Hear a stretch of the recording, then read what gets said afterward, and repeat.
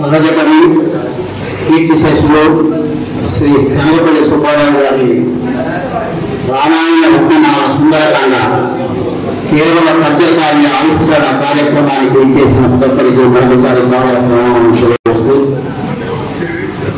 ఈనాటి సాధులక్షర శంఖ చక్రహస్త వరద పాపధ్వంస సర్వేశ క్షీరసాగర శయన కృష్ణవర్ణ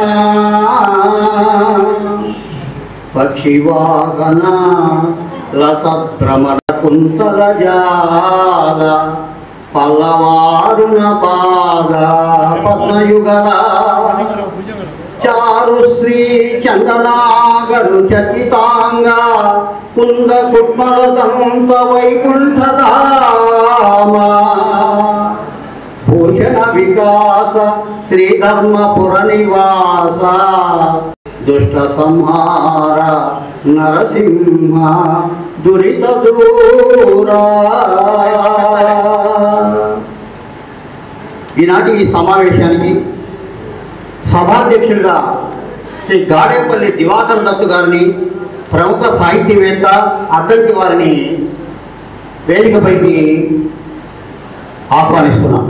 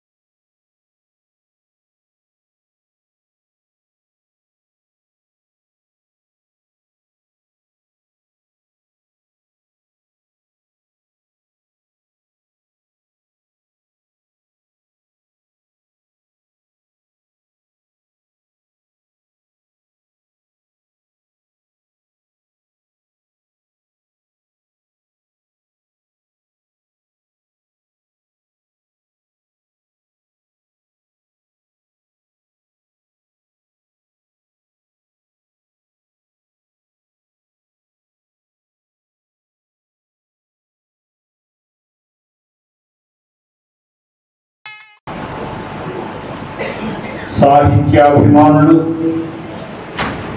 కవులు, సాహిత్యవేత్తలు, కథా రచయితలు,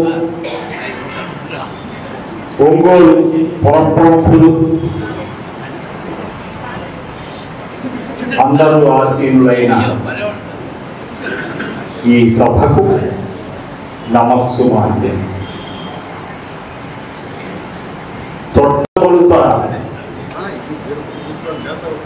జ్యోతి ప్రజ్వలన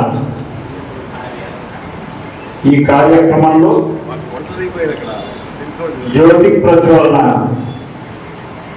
ఒంగోలు నగర డిప్యూటీ మేయర్ గారు జ్యోతి ప్రకాశనం చేస్తారు.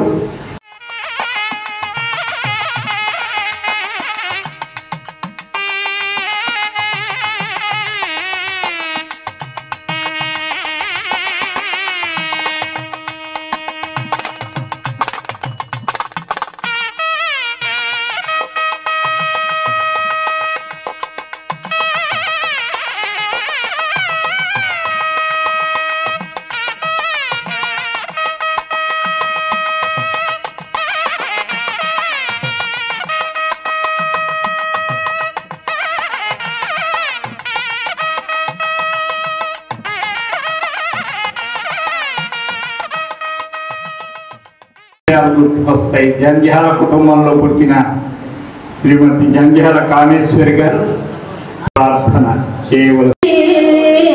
భువనాల పరువెత్తి వచ్చిన పందెగాడు ముల్లోకముల నేలు ముక్కంటి ఇంటిలో పెత్తనమ్మునరించు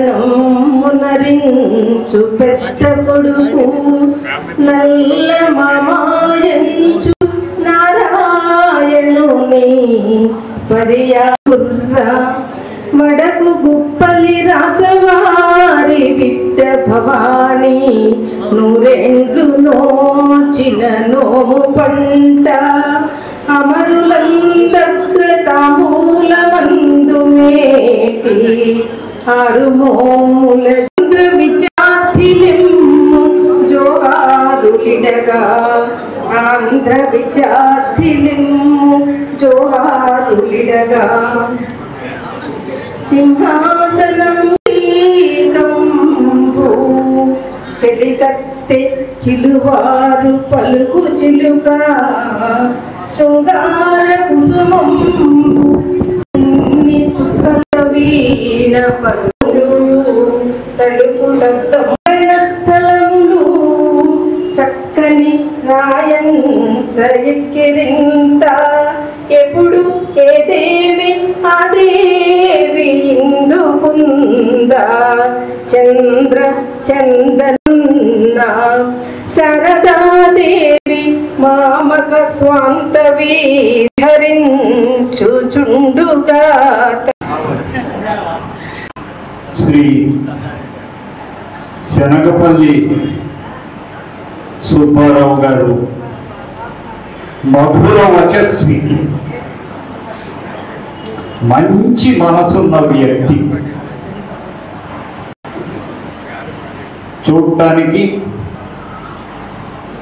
ఆ పంచకట్టు, ఆ సినారే పంచకట్టులో, తెలుగువాడి పంచకట్టులో ఉన్న వైభవాన్ని వర్ణిస్తారే అలా కనిపిస్తారు ఆయన. శనగపల్లి సుబ్బారావు గారు అనేక కావ్యాలు రచించారు.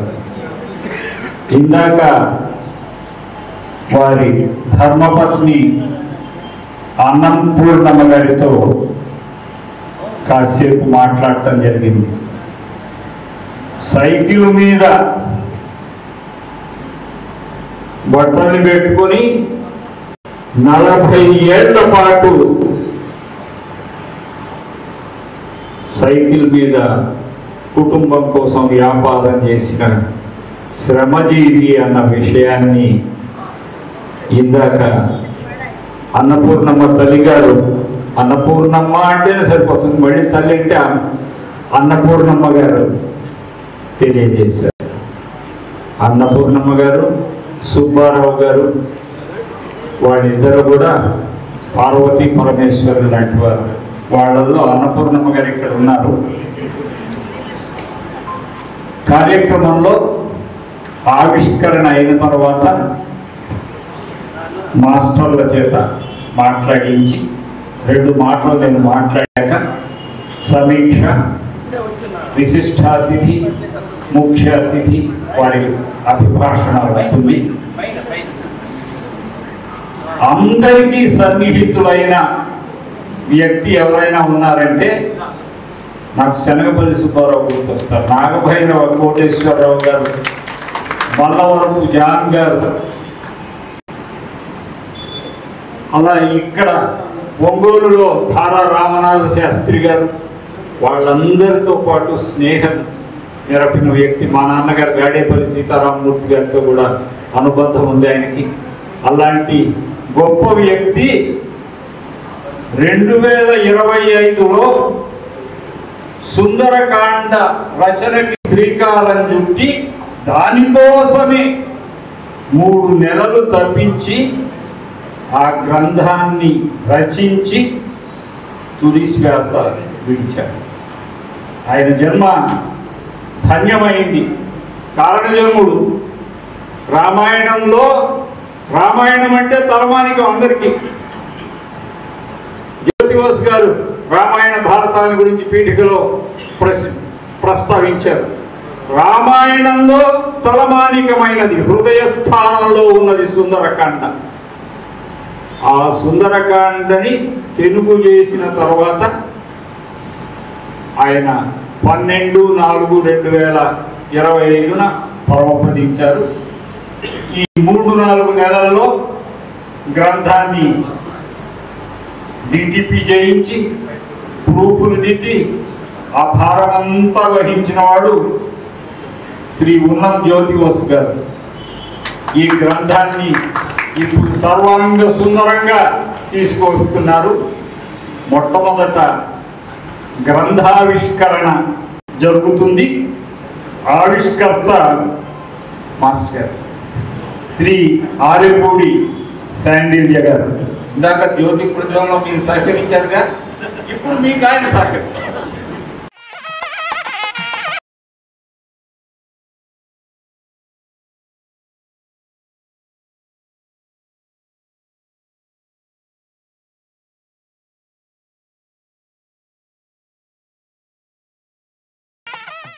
తొలి ప్రతి మొట్టమొదటి కమ్మనండి, తర్వాత తొలి ప్రతి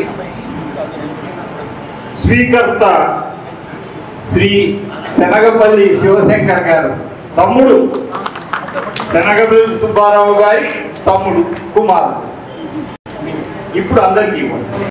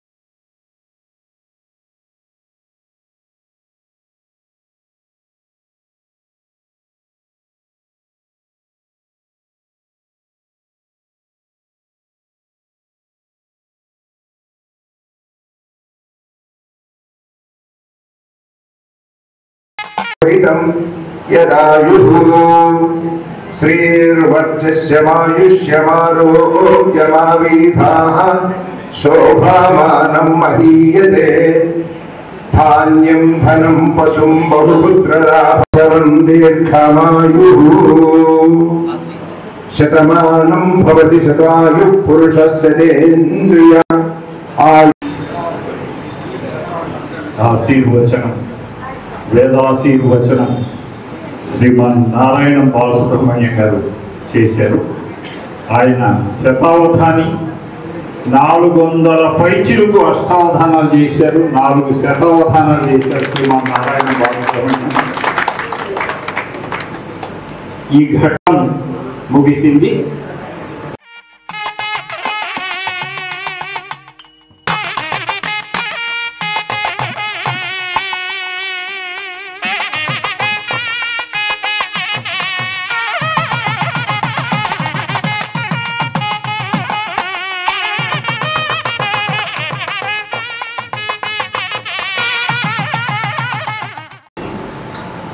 జ్యోతి ప్రజ్వలన చేసిన శ్రీ వేమూరి బుజ్జి గారు, ఒంగోలు నగర డిప్యూటీ మేయర్ గారు వారి అభిభాషణం ఉంటుంది. ఎన్నో గ్రంథాలు రచించి చెరుపతి, మధ్యపాడు, ఒంగోలు కలెక్టర్స్లు కూడా ఎన్నో కనసన్మానాలు అందుకున్న శనగపల్లి సుబ్బారావు రచించిన రామాయణ రత్నమాల పుస్తక ఆవిష్కరణ సభాధ్యక్షులు మన దత్తు గారికి, ఈ కార్యక్రమాన్ని ఏర్పాటు చేసి 10 మందికి గ్రంథం అందించాలనే మంచి ఉద్దేశంతో ఏర్పాటు చేసిన మన ఆర్ఎస్ రెడ్డి గారికి, దీనికి చేసిన మా కార్పొరేట్ శాంతిల గారికి, మిగతా కవులందరికీ కూడా, వచ్చినందరికీ కూడా ధన్యవాదాలు. ఈరోజు ఆయన మరణించిన తర్వాత కూడా ఆయన గ్రంథాన్ని 10 మందికి చేర్చాలని వాళ్ళ తోటి కవులు కానీ, శ్రీని గారు కానీ ఆ పుస్తకాన్ని ముద్రించి అందరికీ కూడా ఇవ్వటం ఎంతో అభినందనీయము. అంతేకాకుండా మనందరం కూడా శ్రీని గారికి సహాయ సహకారాలు అందిస్తా ఈ గ్రంథాన్ని 10 మందిలో తీసుకెళ్లే విధంగా కూడా మనం కూడా కృషి చేయాలి. దానికి నా వంతుగా నేను కూడా ఒక 100 పుస్తకాలు ప్రచురించడానికి నేను కూడా సహకరిస్తానని చెప్తున్నాను. చూస్తుంటే ఈరోజు శ్రీని గారు కేవలం కాంగ్రెస్కో లోకల్ వ్యాపారవేత్తలకు పరిచయం, కానీ వాళ్ళ నాన్నగారు రాష్ట్రమంతా ఉన్న కవులందరికీ పరిచయం అంటే ఎంతో ప్రముఖులు అనేది కూడా అర్థమవుతుంది. అందరికీ ఆయనందరికీ కూడా మనందరం కూడా దగ్గర అంతా కూడా మనందరి అదృష్టము. ఆయనైతే ప్రతిరోజు ఉదయాన్నే మాకు ఇక్కడ పక్కనే టైర్మెంట్ తీసి కూర్చుండేవారు. 10 పక్కనే కనీసం 1 అవర్ అక్కడే అన్ని పేపర్లు తిరిగే తనతో బాగా మాట్లాడుతూ సన్నిహితంగా ఉండేవాడు. రోజు వాకింగ్ చేయడం కానీ అందరితో బాగుండేవాడు. ఆయన మరణించి ఒక అందరి దురదృష్టం అయితే ఆయన యొక్క ఈ పుస్తకాలు అందరికీ కూడా అందించే ఉద్దేశం అందరూ కృషి చేయాలని, ఆయన జ్ఞాపకాలు నమోదు చేసుకుంటా కూడా ఆయన పుస్తకాలన్నీ కూడా మనం 10 మందికి చేరి మంచిగా సహకరించాలని కోరుకుంటూ నేను సెలవిస్తున్నాను. శ్రీ వేమూరి బుజ్జి గారికి ఉన్న పరిచయాన్ని వివరించారు. ఆయన అందరితో కలిసిపోతారు. పెద్దలతో పెద్దగా, చిన్నలతో చిన్నగా, హాయిగా అందరితో కలిసిపోయే వ్యక్తి ఆయన. ఈ సందర్భాన్ని పురస్కరించుకొని ఆయన ఎక్కడో ఉన్నారు, శనగపల్లి సుబ్బారావు గారు. ఇలా జరుగుతోంది, వాళ్ళ అబ్బాయిలు ఇద్దరు ఈ కార్యక్రమాన్ని చేస్తున్నారు. ఆయన మాటల్లో విందాం ఓ పద్యం. ఆయనే రాసిన ఒక పద్యం. సుపుత్రః కులదీపకః, మంచి పుత్రుడు కులాన్ని దీపింపజేస్తాడు. కులదీపకః అన్న సంస్కృత ఆర్యోక్తికి ఒక పద్యం రాశారు. అది ఈ సందర్భానికి తగినట్లుగా ఉందని నేను రాసుకొచ్చాను. నిశలు శోభించు చంద్రు వెన్నెలల వలన, నిశలు శోభించు చంద్రు వెన్నెలల వలన, పగలు శోభించు సూర్యుని ప్రభల వలన, పగలు శోభించు సూర్యుని ప్రభల వలన, 3 లోకములు ధర్మాన పొందు శుభము, 3 లోకములు ధర్మాన పొందు శుభము, మంచి కొడుకుచే వంశంబు మాన్యమగును. ఈ పద్యం ఏంటంటే, రాత్రులు శోభాయమానంగా ఉండాలంటే ఆకాశంలో చంద్రుడు అంటే ఆకాశం అంతా వెన్నెలలు విహరించి ఆ జ్యోత్స్నతో నిసి పులకిస్తుంది.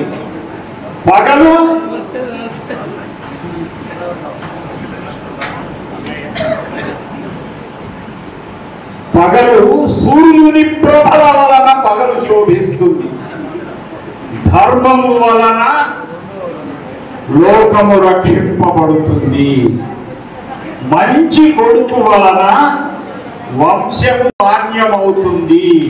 అలాంటి మంచి కొడుకులు కుటుంబము ఈ గొప్ప పనిని చేసి వారి సుందరకాండను ముద్రించి ఇప్పుడు ఆవిష్కరించుకొని ఎక్కడో ఉన్నటువంటి శనగపల్లి సుబ్బారావు గారి ఆత్మకి శాంతి కలిగేలాగా చేయడం మనమందరం గర్వించదగ్గ, ఆనందించదగ్గ విషయంగా నేను పరిగణిస్తున్నాను. హర్షిణి కళాశాల కరెస్పాండెంట్ మాన్యులు అధినేత శ్రీ కె రవికుమార్ గారు ఇప్పుడే వచ్చారు సభలోకి. వారిని వేదికపైకి సాధారణంగా శనగపల్లి వారి కుటుంబ సభ్యుల తరఫున ఆహ్వానిస్తున్నాం. కార్యక్రమం మొదలైంది. ఆవిష్కరించిన శ్రీ ఆదిపూడి శాండిల్య గారు ఇప్పుడు మాట్లాడతారు. ముందుగా, ఎందుకంటే ఇది సుందరకాండ కావ్యం, రామాయణ రత్నమాల. సో ముందుగా మనం అందరం కూడా ఆ హనుమంతుడిని ప్రార్థించాల్సినటువంటి ఆవశ్యకత ఉంది. బుద్ధిర్బలం యశోధైర్యం నిర్భయత్వం మనోగత అజాడ్యం వాక్పడుత్వంచ హనుమా స్మరణాత్ భవేత్. ఈ కావ్యాన్ని ఆవిష్కరణ సభలో ఇచ్చేసినటువంటి పెద్దలు, ఈ సభాధ్యక్షులు గాదేపల్లి దివాకర్ దత్తు గారికి, అట్లనే మా మిత్రుడు మరియు ఒంగోలు నగర పాలక సంస్థ డిప్యూటీ మేయర్ అయినటువంటి వేమూరి బుజ్జి గారికి, ఇప్పుడే వచ్చినటువంటి మరో సోదరుడు మా గారి రవికుమార్ గారికి, అట్లనే కుటుంబ శ్రీరామచంద్రమూర్తి గారు, వారికి కూడా అనేక వస్తువులు చిరకాల పరిచయం ఉంది మాకు. అట్లనే ఇక్కడ దీంట్లో మిస్ అయినటువంటి మా సివి రామకృష్ణారావు గారు రాలేదనుకుంటారు. ఇవాళ ఉన్నం జ్యోతి భాస్కర్ గారు, కొట్టెంటి వెంకటేశ్వర రెడ్డి గారు, నారాయణ బాలసుబ్రహ్మణ్యం గారు, అట్లనే మరొక బంధువు మా వైనపాటి సాయి గారు, ఇక్కడికి వచ్చేసినటువంటి మీ అందరికీ కూడా సాహిత్య శ్రేయోభిలాషులు మరియు వీరి శనగపల్లి సుబ్బారావు గారితో సంబంధం ఉన్నటువంటి ప్రతి ఒక్క సాహిత్య అభిలాషులందరికీ కూడా హృదయపూర్వకమైన నమస్కారాలు తెలియజేసుకుంటూ, ఇవాళ దీంట్లో నాకు నచ్చిన అంశం ఏంటంటే, వీరు ఈ గ్రంథ ప్రచురణ ఆర్ఎస్ రవికి కానీ వారి సోదరులకు కానీ నేను ధన్యవాదాలు తెలియజేసుకున్నా. ఎందుకంటే శనగపల్లి సాహిత్య కుటుంబం అని రాశారు. దానికి మనం అందరం కూడా వాళ్ళని అప్రిషియేట్ చేయాలి. చల్లగా ఏదో పేరు కోసం పేరు వేసుకోవడం కాకుండా వారి పేరుతోటి, ఇంటి పేరుతోటి దాన్ని సాహిత్య కుటుంబంగా పుస్తక ప్రచురణ తెలిపినందుకు వారికి మరొకసారి ధన్యవాదాలు తెలియజేస్తూ, వాస్తవానికి వారి ఫాదర్తో నాకు అంత పరిచయం లేదు. కాకపోతే మా ఆర్ఎస్ సీని కానీ సీని బ్రదర్స్ కానీ వాళ్ళందరూ కూడా నాకు బాగా అత్యంత స్నేహితులు. ఎందుకంటే మేము చాలా సంవత్సరాల నుంచి కూడా కలిసిమెలిసి తిరిగిన వాళ్ళం ఇక్కడ. కాబట్టి సీని సడన్గా నాకు ఫోన్ చేసి ఈ కార్యక్రమం రావాలనగానే నేను ఒక జనం ఆశ్చర్యపోయా. ఏంటంటే నన్ను ఈ సాహిత్య సభకు పిలుస్తున్నారు అంటే, లేదు మా బుజ్జి గారు కూడా వస్తున్నారు అనగానే సరే ధైర్యం చేసి వస్తానని చెప్పారు. సీనికి నాకు ఈ అవకాశం ఇచ్చినందుకు శనగపల్లి కుటుంబానికి అందరికి కూడా మరొకసారి ధన్యవాదాలు తెలియజేసుకుంటూ, ఎందుకంటే అందరూ కూడా రాస్తారు పుస్తకాలు, కాకపోతే కొంతమందికి ఆ ప్రతిభ తగ్గుతుంది. ఇటువంటి మంచి కావ్యాన్ని రాసినటువంటి శనగపల్లి సుబ్బారావు గారి ఆత్మ ఎక్కడున్నా కూడా ఎంతో శాంతిస్తుంది. ఎందుకంటే వాళ్ళ కుమారులు చేసినటువంటి ఇటువంటి మంచి పనికి ఆయన ఎప్పుడు కూడా వారి ఆశీర్వాదం వారికి ఎప్పుడు ఉంటుంది, వారి కుటుంబం మొత్తానికి కూడా ఉంటుందని చెప్పి ఈ సందర్భంగా తెలియజేస్తూ, ఎందుకంటే ఇక్కడ ఈ సాహిత్య వేదికలో సంపాదించడానికి చాలా మంది పెద్దలు, కవులు ఇక్కడ అందరూ కూడా రాస్తున్నారు. కాబట్టి నేను ఎక్కువసేపు పొలిటికల్ మీటింగ్ చెప్పదలుచుకోలేదు. ఎందుకంటే ఇది ఆయన యొక్క గొప్పతనాన్ని విశ్లేషించేటటువంటి, ఆయన రాసినటువంటి దీంట్లో ఉన్న సారాంశాన్ని కూడా మనందరికీ తెలియజేసేటువంటి పెద్దలందరూ కూడా ఇక్కడ ఉన్నారు. కాబట్టి వారికి అవకాశాన్ని ఇవ్వాలనే మంచి ఉద్దేశంతో ఇంకొక పేరు మర్చిపోయిన ఇక్కడికి వచ్చిన మా గురువు గారు రాజనాష్ గారు కూడా వచ్చారు. వారిని కూడా డాష్ మీద తీస్తే బాగుంటుంది సీను నేను అనుకుంటున్నాను. అట్టనే మా అన్నగారు ఇప్పుడు వచ్చారు, వీరబాబు గారు ప్రముఖ బిల్డరు. అట్టనే ఇంకో ఆయన మా బాస్ కింగ్ బాస్ వచ్చాడు, ఆయనకు కూడా నమస్కారాలు అందరూ తెలియజేసుకుంటూ, నాకు తెలిసిన ఒక చిన్న పద్యం, ఎందుకంటే సుందరకాండలోది ఇది శ్లోకం 10. ఇది అందరూ కూడా చదువుకుంటే చాలా మంచిది. రోజు దినం ఎవ్రీ దినం కూడా దీన్ని మనం పఠిస్తే చాలా మంచిది. అసాధ్య సాధక స్వామిన్ అసాధ్యతల కింవద రామదూత కృప సింధు మత్కార్యం సాధ్య ప్రభు. అంటే భావం, దీని భావం ఏంటంటే, ఓ దేవా నీకు సాధ్యం కానిది ఏమైనా ఉందా, ఏమైనా సునాయాసంగా చేయగలవు, రామదూత అయిన నువ్వు కరుణామయుడు, నా విన్నపము సాధ్యం చేయి ప్రభు అని మనం అందరం కూడా ప్రతి దినం, ఎందుకంటే ఆంజనేయ స్వామికి మించినటువంటి తేజవంతుడు బలవంతుడు నాకు తెలిసి ఇవ్వట్లేదు. ఎందుకంటే అందరం కూడా చిన్నప్పటి నుంచి ఆయన భక్తులే. కాబట్టి మరొకసారి ఈ గ్రంథాన్ని రచించినటువంటి సుబ్బారావు గారికి ఇక్కడి నుంచి మనస్ఫూర్తిగా వారికి నా నమస్కారాలు తెలియజేస్తూ, వారి కుటుంబాలందరికీ కూడా నా ధన్యవాదాలు తెలియజేస్తూ, ఈ పుస్తకం యొక్క పనుగంలో నా సహాయ సహకారాలు ఎటువంటి కావాలన్నా కూడా ముందుండి సీన్కి నడిపిస్తానని చెప్పి సందర్భంగా వారికి మాటిస్తూ, నాకు అవకాశం లేని పెద్దలందరికీ కూడా ధన్యవాదాలు తెలియజేసుకుంటూ సెలవు తీసుకుంటున్నాను. జై శ్రీరామ్. చక్కని మాటలతో సభను రసమయం చేశారు. వాళ్ళిద్దరికీ కృతజ్ఞతలు. ఇప్పుడు శ్రీ కె రవికుమార్ గారు మాట్లాడతారు. వారి మాటలు విన్నాము. మాట్లాడి సభకు నమస్కారం. సభకు అలంకరించినటువంటి యోధానియుతులైన పెద్దలకి, ఈ కార్యక్రమాన్ని చేసినటువంటి నగర ప్రముఖులకు, మిత్రులకు అందరికీ కూడా నా హృదయపూర్వక నమస్కారం. సాహిత్యం గురించి విశ్లేషించే నేను మ్యాథ్స్ అయితే చెప్పగలను, కానీ తెలుగు సాహిత్యం దాని గురించి విశ్లేషించేది అది కాదు. అయినప్పటికీ వారి కుటుంబంతో నాకు 30 సంవత్సరాల అనుబంధం. ఎలాంటి అనుబంధం అంటే, నేను ఒంగోలు 94లో వచ్చినప్పుడు 95లో లాయర్పేట తమ్మిచెట్టు వీధిలో ఒక చిన్న ట్యూషన్ పాయింట్ పెట్టుకున్నాను. నేను ట్యూషన్ పాయింట్ పెట్టిన తర్వాత 96లో అమ్మవారు తిరిగేటప్పుడు సుబ్బారావు గారి ఇంటి మీద కింద ఇంట్లో ఉండేవాళ్ళు. వాళ్ళు పైన స్లాబ్ వేసి ఖాళీగా ఉన్నాయి. నేను ధైర్యంగా పోయి మీ పైన అద్దెకిస్తారని అడిగాను. స్లాబ్ వేసి ఖాళీగా ఉంటే అద్దెకిస్తారా బిల్డింగ్ అడిగాను నేను. శ్రీనివాసరావు గారు, రవితేజ్ గారు, మా నాన్నగారు ముగ్గురు ఉన్నారు. నేనెవరో తెలియదు. అందులో ఆ రోజుల్లో నేను తెలియని వయసు నమ్మి నాకు బిల్డింగ్ ఇవ్వటం అది భయం. ఆ పరిస్థితిలో ముక్కు మౌన నన్ను తటపటాయిస్తుంటే పెద్ద ఆయన చక్కగా పాఠాలు చెప్పుకుంటాడు, మంచివాళ్ళు లాగున్నాడు, ఇద్దామని చెప్పింది ఫస్ట్ పెద్ద ఆయన సుబ్బారావు గారు. వాళ్ళ పిల్లలందరూ ఆలోచిస్తుంటే ఇద్దాం పైన. అంతేకాని నా కోసం వాళ్ళ బిల్డింగ్కి సపరేట్గా గేట్ ఇప్పుడు కూడా ఉంటుంది. ఆ బిల్డింగ్కి ఈ రెండో వైపున గేట్ పెట్టున్నారు. ఆ బిల్డింగ్ పైకి వెళ్ళడానికి నా కోసం ఏర్పాటు చేసిన గేట్ అది. నేను ఎప్పుడు ఆ రోడ్డు మీద వెళ్ళేటప్పుడు ఆ గేట్ కూడా చూస్తూ ఉంటాను. అక్కడ ఐఓఎంను స్థాపించి వాళ్ళ బిల్డింగ్లోనే మరి మంచి మనసుతో సుబ్బారావు గారు ఇచ్చిన బిల్డింగ్లో ఐఓఎంను స్థాపించి ఆ తర్వాత అంచెలంచెలుగా ఈరోజు హర్షిని విద్యా సంస్థలుగా జిల్లా వ్యాప్తంగా బ్రాంచులతో ఉన్నామంటే ఆ రోజు మంచి మనసుతో నేను అడగగానే నేనెవరో తెలియకుండా ఎలాంటి రికమెండేషన్ లేకుండా ఆ వెన్యూని ఇచ్చినటువంటి కీర్తిశేషులు సుబ్బారావు గారికి ఈ సభాముఖంగా ధన్యవాదాలు తెలియజేస్తున్నాను. వాళ్ళ కుటుంబ సభ్యులు కూడా ఇప్పుడు కూడా వారి ఇంట్లో ఏ కార్యక్రమం ఉన్నా నన్ను కుటుంబ సభ్యుడిగా, మా ఫ్యామిలీని వాళ్ళ కుటుంబ సభ్యులుగా అన్ని కార్యక్రమాలు చేస్తూ ఉంటారు.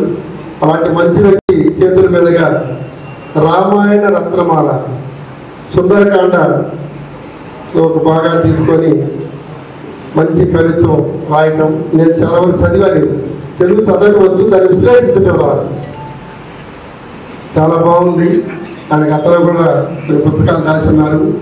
ఎప్పుడు చూసినా ఒక మంచి మనసుతో పలకరించే కీర్తిశేషులు సుబ్బారావు గారు, వారి పిల్లలు, వాళ్ళ కుటుంబం, వాళ్ళందరూ కూడా నాకు చాలా ఇష్టం. వాళ్ళ పిల్లలు అందరూ కూడా నన్ను ఒంగోలు వచ్చినప్పుడు మొట్టమొదటి ఆశీర్వదించినప్పుడు వారి కుటుంబానికి ఈ అవకాశాన్ని, ఇంత మంచి డయాస్ మీద నాకు మాట్లాడే అవకాశాన్ని కల్పించినటువంటి కీర్తిశేషు శనగపల్లి సుబ్బారావు కుటుంబ సభ్యులందరికీ కూడా పేరు పేరుగా ధన్యవాదాలు తెలియజేసుకుంటూ, నాకు మరో కార్యక్రమం ఉంది యూనియన్ తరఫున. అన్యతా భావించకండి. వేదానిగతులు అందరూ ఉన్నారు. నేను ముందు వెళ్తున్నందుకు ఏమనుకోవద్దు. మా మున్సిపల్ అడ్డలు అందరూ ఉన్నారు. సార్ మిత్రులు శాండిల్య గారు, అందరూ గవర్నమెంట్ టీచర్స్, రిటైర్డ్ టీచర్స్, విద్యావంతులు, పెద్దలు అందరూ ఉన్నారు. ఈ అందరూ అన్యతా భావించకుండా నాకు సెలవు ఇప్పించవలసిన కోరుతున్నాను. థ్యాంక్ యూ అన్నారు. తొట్టతోలిని ఆశీర్వదించిన ఆయన కీర్తిశేషులు శ్రీ శనగపల్లి సుబ్బారావు గారు. వారి తరఫున వారి కుటుంబ సభ్యులు మీకు ఓ దృశ్యాలు అని బహుకరిస్తారు.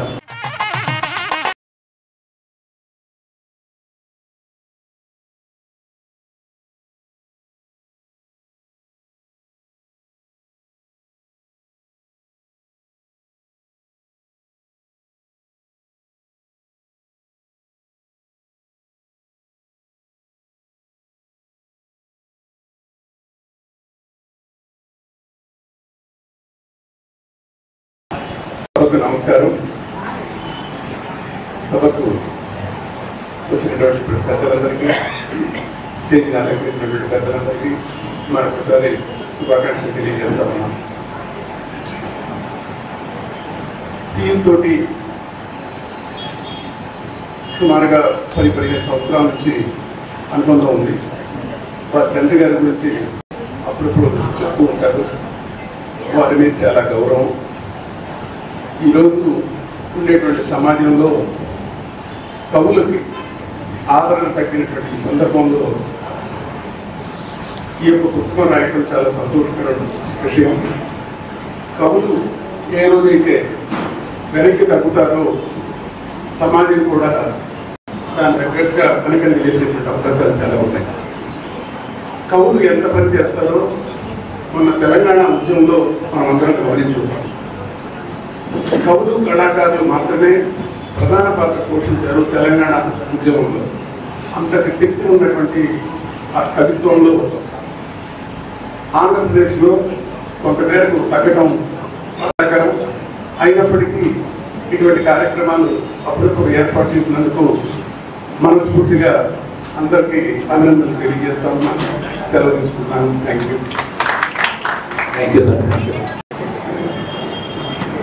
సుందరకాండ విశ్లేషణ సమీక్ష కవి పండితుల చేత తదనంతరం జరుగుతుంది. పుట్టినట్టి జీవి గిట్టక తప్పదు, గిట్టినట్టి జీవి పుట్టు మరల, తప్పనట్టి దీని తత్వము గమనించు, శోకమందగదు లోకమెల్లా. అలతి అలతి పదాలతో భగవద్గీత సారాన్ని ఓ చిన్న పద్యంలో శనగపల్లి సుబ్బారావు గారి హితోక్తి అని చెప్పిన పద్యం. జాతస్య హి ధ్రువం మృత్యు అన్న విషయాన్ని చిన్న చిన్న మాటల్లో, పుట్టినట్టి జీవి గిట్టక తప్పదు, గిట్టినట్టి జీవి పుట్టు మరలా, తేలిక మాటలతో రాసే తత్వం ఆయనకు ఉంది. ఈ రామాయణ కావ్యం సుందరకాండ, రామాయణ రత్నమాల అద్భుతంగా ఆయన రచించారు. తేట తేట మాటలతో రాశారు. తేట గీతి పద్యాలతో నిండి ఉంది ఈ కావ్యమంతా. ఇప్పుడు కావ్య రసాస్వాదన మీరు చేయవచ్చు.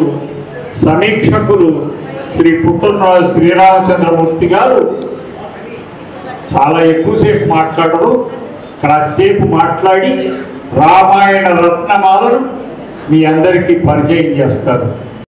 తోడ చెరువును పెడువాని ఎలుక వాహనము ఎక్కువాని, కుడుము నారగించి కుశలమెడుగువాని, అభయమీయగాను అంజలింతు. సభాయ నమః. శనగపల్లి సుబ్బారావు గారు సహజ కవి, కవిశేఖర బిరుదంతో సత్కూరైనటువంటి వీరి కళలోని పద్యకావ్యాలు, శతకాలు, గేయ కవితలు, వచన కవితలు విరివిగా వెలువడ్డాయి.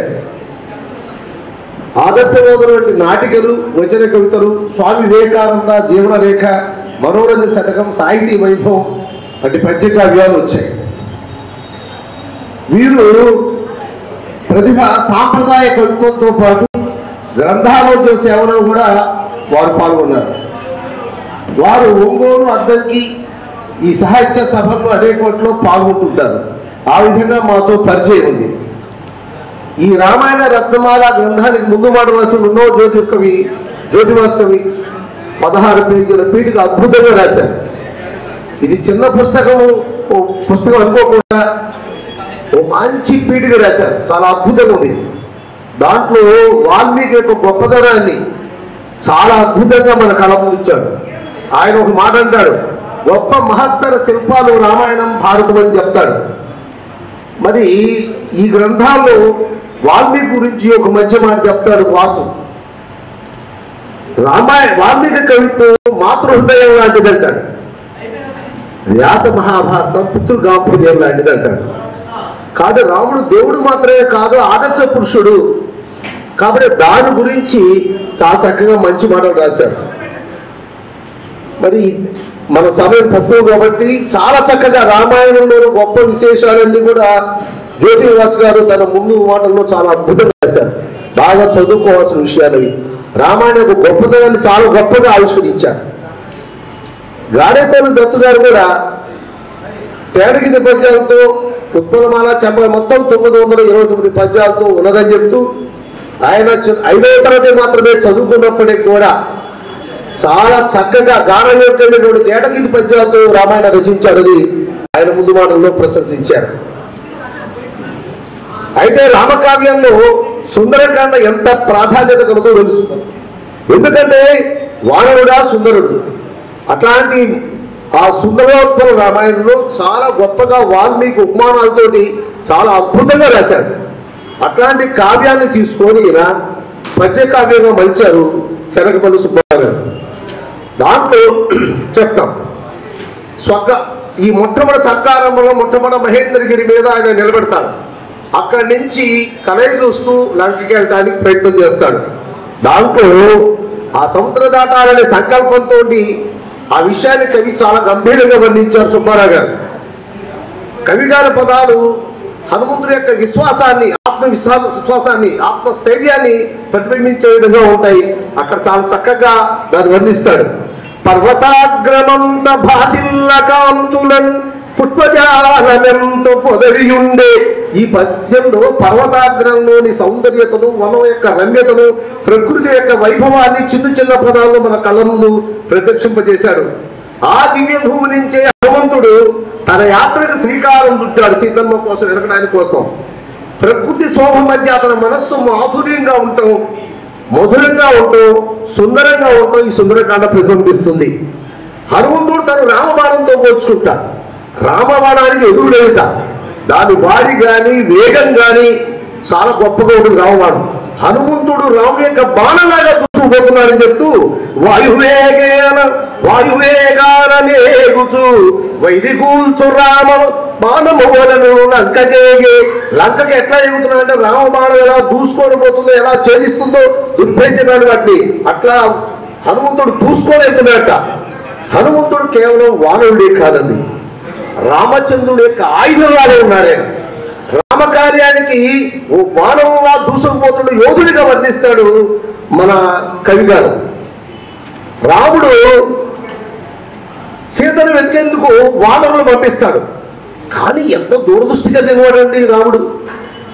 నాయకత్వ పుష్కలంగా 4 దిక్కులు పంపిస్తే ఒక్క హనుమంతుడికి మాత్రమే అంగుళీకరిస్తాడు. ఆ చాతుర్యాన్ని కవి గారు ఇక్కడ మనకు చూపిస్తాడు. అంటే రామచంద్రుడు హనుమంతుడి ద్వారానే సీతను వెతకగలుగుతాడు అనే భావన మనసులో ఉన్నది. రాముడు పంపగా హనుమంతకు నేయను సీత జాడకై, ఏ మనుదుండు నచ్చటకు నేడగలేడని ఎంచిదెందము. ఆయన మనసులో ఒక్క హనుమంతుడు మాత్రమే సాధించాలని నమ్మకం ఉంది కాబట్టి 4 దిక్కులు మిగతా 3 దిక్కులు వారికి ఇవ్వకుండా హనుమంతుడు మాత్రమే అంగుళీకరిస్తాడు. ఆ మహనీయుడొక్కడే అబ్దిని దాటి సమర్థుడంత నిన్ రాముడు చిత్తమందుడని లక్ష్యము సిద్ధిరనించనాదని. మన లక్ష్య సిద్ధి చేసేది ఒక్క హనుమంతుడు మాత్రమే నమ్మి అంగుళీకరించి పంపిస్తాడు. వానర సేనలో ఇంతమంది యోధులున్నప్పటికీ రాముడు ప్రత్యేకంగా హనుమంతుడిని గుర్తించడం, బలంతో పాటు బుద్ధి ఉన్నవాడు అనుకోవడం, సముద్రాన్ని దాటి లంకలో ప్రవేశించగలిగిన వాడు అతను ఒక్కడే అనుకోవడం, ఇవన్నీ 3 గుణాల సమ్మేళన హనుమంతుడు అని చెప్పేసి తన లక్ష్యం సీతను కనుక్కోవడం కాబట్టి అది హనుమంతు ద్వారానే సఫలమవుతుందనే నమ్మకాన్ని ఈ పద్యంలో, మంచి పద్యంలో శనగపల్లి సుబ్బారావు గారు గొప్పగా ఈ ఘట్టాన్ని, హనుమంతు యొక్క శక్తి సామర్థ్యాన్ని, రాముని యొక్క నాయకత్వ గొప్పదనాన్ని కూడా సమగ్రంగా ప్రతిబింబించాడు. సముద్రం దాటే క్రమంలో అలా జరుగుతూ వస్తుంటే ఆ సముద్రం గురించి కానీ, ఆ వనాన్ని గురించి కానీ, ఆ ఎదురయ్యే ఘట్టాలు కూడా చక్కగా చిన్న చిన్న పదాలతో మరి తేటగదిలో చక్కగా ఆయన వివరించారు. సముద్రం దాటే క్రమంలో సురసాలే రాక్షసి మార్గ మధ్యంలో నిలిచి నిన్ను మింగాలి అని సవాల్ విసురుతుంది. బలంతో ఎదుర్కోవచ్చు, ఇప్పుడు బలంతో పని కాదు, ముందు అర్జెంటుగా సముద్రం దాటి లంక చేరాలి. కాబట్టి హనుమంతుడు తెలివితో ఆ అడ్డంకిని ఎంత అద్భుతంగా అడ్డగించాడు, అధిగమించాడు అనేది ఓ చిన్న చిన్న పదాలతో చాలా చక్కగా చెప్పాడు. నోటిలోనికి ఏగియు మాటలోనే క్షణములో పల బయటకు అది వచ్చి, మనం మాట ఎంత సమయం తక్కువ తీసుకుంటూ అంత తక్కువ సమయంలో లోపల దూరడం, బయటకు వచ్చమ్మా నువ్వు దూరం ఉన్నావు వచ్చేసాడు అని చాలా సమయస్ఫూర్తితోటి హనుమంతుడు చిన్నగా తనను చేసుకొని సొరస నోట్లోకి వెళ్ళి వెంటనే బయటికి వస్తాడు. నీ నోట్లో నుంచి బయటకు వచ్చాను కాబట్టి నీ ఆజ్ఞ నెరవేరిందమ్మా, నన్ను ముందుకు సాగిపోవని హనుమంతుడు బుద్ధిజాతుడు ముందుకు వెళ్ళిపోతాడు. ఈ విధమైన సమయోచిత తెలివిని, లౌక్యాన్ని, ధైర్యాన్ని ప్రకటించేటువంటి హనుమంతుడి గురించి చాలా మంచి పద్యం రాశాడు. తర్వాత సింహిక అనే రాక్షసి హనుమంతుడు వేరు పట్టుకుంటుంది. అక్కడ తప్పదు, తన బలాన్ని చూపించాల్సిన అవసరం ఏర్పడింది. కానీ ఏ సందర్భంలో ఎట్లా ఉండాలో కార్యసాధకు తెలిసినటువంటి వ్యక్తి హనుమంతుడు. వాడి అయినట్టి గోళ్లతో వరయ్యతడు చీచివై చెనుగుండెను చేతులెత్తి కవి వర్ణించిన విధానం హనుమంతుడి యొక్క వీరత్వాన్ని, ఆ క్షణంలో ప్రదర్శించిన అపారమైన శక్తిని కూడా ఈ పద్యం ద్వారా ప్రతిబింబించారు సుబ్బారావు గారు. హనుమంతుడు ఎట్లా చెప్తున్నాడు సమయోచితంగా ఆ కవి గారి పట్ల ఒక పదం కూడా చెప్తాం. రామకార్యము నెటులైన రగిలి నేను తల్లి సీతమ్మతో తరలి. ఎంత ఆత్మవిశ్వాసం అండి! ఖచ్చితంగా రాముని ఆజ్ఞను పాటిస్తూ నేను రామకార్యం ఎట్లయినా కూడా నేను చేస్తాను, సీతమ్మతో మాత్రమే వస్తానని చెప్పేసి గొప్ప హనుమంతుడి యొక్క భక్తిని, శక్తిని, రామకార్యంపై గల అతని యొక్క ఏకాగ్రతను మన హృదయానికి తూనెట్టుగా రాశారు శనగపల్లి వారు.